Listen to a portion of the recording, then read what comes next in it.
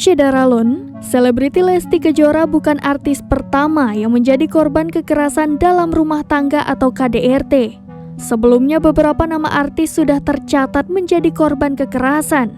KDRT yang menimpa Lesti Kejora begitu menghebohkan karena saat ini ia dan sang suami Rizky Bilar sedang berada di puncak popularitasnya.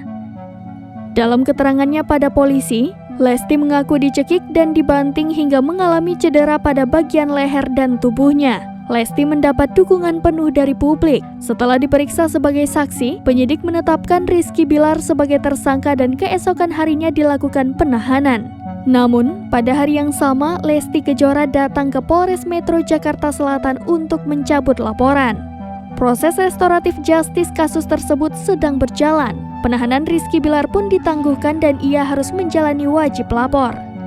Penyanyi Nindi Ayunda juga pernah mengalami KDRT dari mantan suaminya, Askara Parasadi Harsono.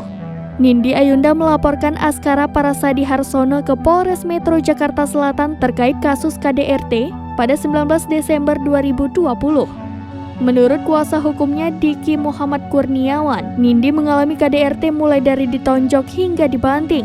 Artis Thalita Latief juga mengaku mengalami kekerasan dalam rumah tangga dalam pernikahannya. Tak hanya itu saja, kepala Thalita juga pernah dibenturkan oleh Dennis hingga berdarah. Penyanyi Yuni Shara menikah di usia yang cukup muda, yakni 21 tahun. Di usia yang sama Yuni Shara menelan pahitnya perpisahan. Bahkan, Yuni Shara ternyata pernah mengalami KDRT dan masih membekas sampai saat ini.